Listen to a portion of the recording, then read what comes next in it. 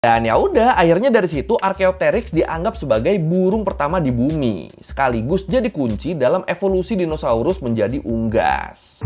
A distant cousin of theropods and today's birds was the Archaeopteryx. Fossils from Germany date the animal to about 150 million years ago, and they show how the animal may have even had both reptilian and avian traits. Dan anggapan kalau Archaeopteryx ini adalah missing link dari proses perubahan dino menjadi burung tuh makin menguat, soalnya kalau menurut National Geographic, ukuran Archaeopteryx tuh kan kecil-kecil juga kan, mirip kayak merpati, gagak, atau ayam.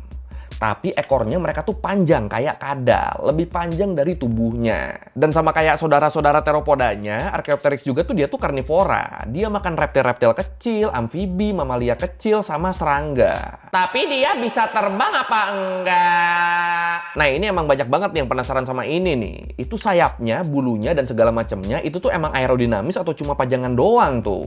Apalagi sebenarnya selain Archaeopteryx, beberapa spesies dino-dino lain juga kan mereka kan punya bulu kan. Nah, kalau di dino lain, kayak di Velociraptor misalnya, itu bulu-bulunya tuh digunain buat ngeramin telur, menghantarkan diri, sama buat narik perhatian lawan jenis kalau mau kawin. Nah, kalau Archaeopteryx gimana nih? Sama aja apa beda nih dia nih? Dan ternyata setelah penelitian lebih lanjut, kalau menurut Christian Vogt, ahli paleontologi di University of Fribourg, dia bilang, bentuk bulunya Archaeopteryx sama bentuk bulunya dino-dino non-unggas itu tuh beda loh. Bulunya Archaeopteryx tuh dia tuh lebih suitable buat terbang sama cukup aerodinamis juga. Jadi kemungkinan besar Archaeopteryx tuh mereka tuh emang bisa terbang, cuma terus sulit tuh buat menentukan apakah dia tipe yang flapper atau yang glider. Apakah dia tipe yang terbangnya dengan mengepakkan sayap atau yang meluncur kayak sugar glider. Jadi dia emang bisa terbang, tapi masih belum diketahui secara pasti tuh apakah dia terbangnya bisa langsung dari tanah gitu atau harus manjat pohon dulu terus baru lompat buat bisa terbang. Archaeopteryx was certainly no acrobat, but it had feathers and it could fly.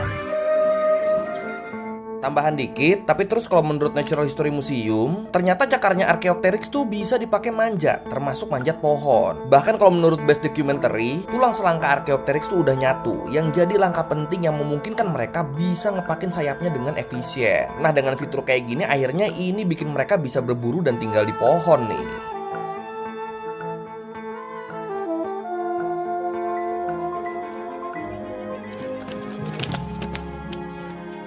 But while Archaeopteryx could certainly fly, it could also clamber up tree trunks and along the branches, a tree-living reptile, thanks to those clawed fingers. Apalagi terus juga kalau menurut New World Encyclopedia disebut dari hasil CT scan tempurung otak Archaeopteryx ditemuin kalau ukuran otak mereka tuh lebih besar daripada kebanyakan dinosaurus. Dan ukuran otak mereka ini cocok banget buat terbang.